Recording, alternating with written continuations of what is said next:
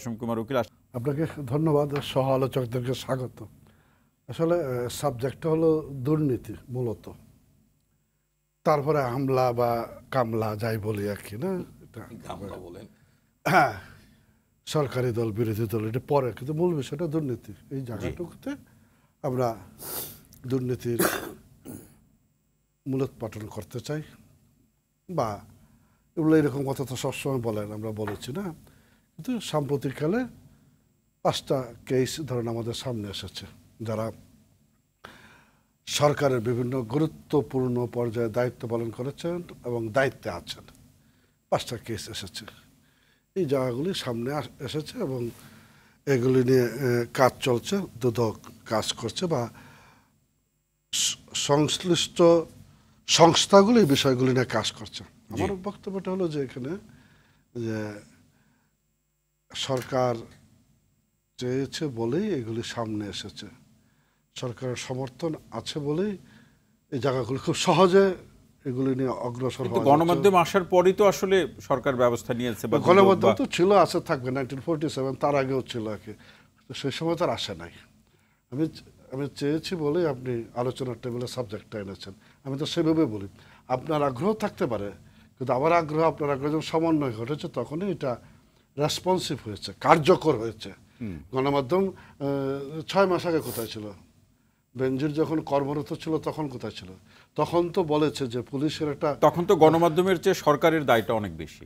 আচ্ছা, তাহলে এখন আবার এখানে আসতেছেন, এর আগে ক্রেডিট নিতে চাচ্ছেন। ক্রেডিট নেওয়ার বিষয় নাই, কাউকে আসামের কাট করার বিষয় নাই।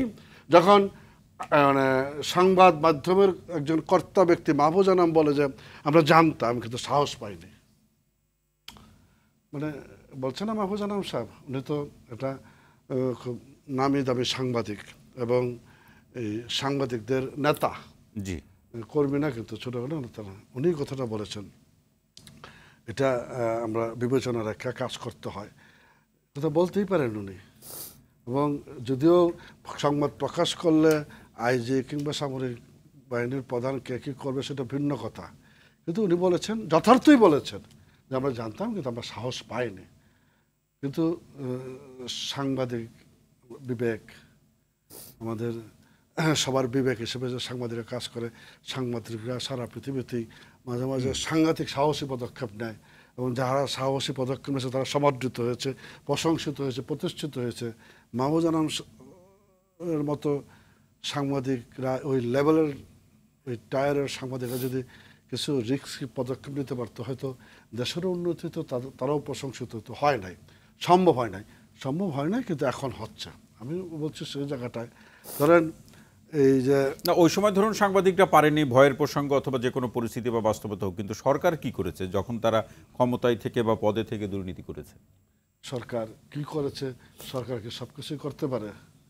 আমরা তো চিৎকার করছি বাংলাদেশের দুর্নীতির খতিয়ান যখন ঢাকে আঁকি, উল্লেখযোগ্য আঁকি, তখন বলা হয় ভাঙ্গা সুটকেস, ছেঁড়া গেঞ্জি থেকে কোকো 1, কোকো 2, কোকো 3, ডান্ডি ডাইং, এরকম অনেক কিছু এসে গেছে। এগুলো তো মাইল ফলক।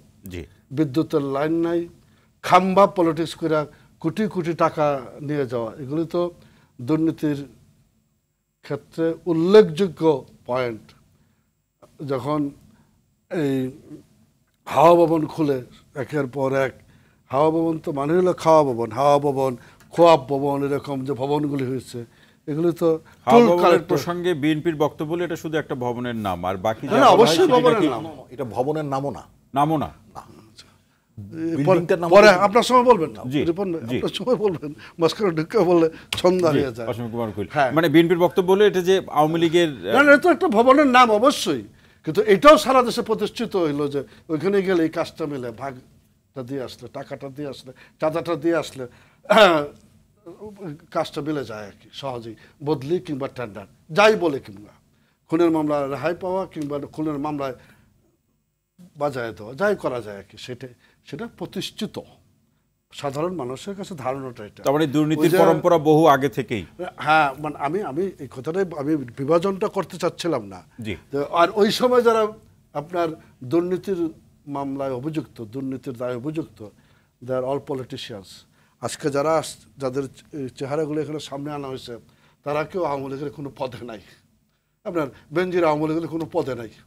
কিন্তু তিনি যখন ক্ষমতায় ছিলেন, পদে ছিলেন, তার তখন বক্তৃতা আওয়ামী লীগের ক্ষমতায় ছিল। নেতার থেকেও বেশি আওয়ামী ছিল। লীগ ক্ষমতায় ছিল তখন। হ্যাঁ, আরে তো একটা এসপি কিংবা একটা ডিসি যখন জেলা আওয়ামী লীগের প্রেসিডেন্ট হয়ে যায়, পার্সোনালি সে লাভবান হয়, দল দেশ ক্ষতিগ্রস্ত হয়, সময়ে সময়ে এসপি ডিসিরা এমপি মন্ত্রী যত পাওয়ারফুল মানে, হয়ে যায়। এটা কাঠামোগত বিন্যাসের ত্রুটি বিচ্যুতি, গণতন্ত্রের বিকাশের ক্ষেত্রে, আমাদের ধারাবাহিকতা রক্ষার ক্ষেত্রে ব্যর্থতা, রাজনীতিবিদদের সীমাবদ্ধতা।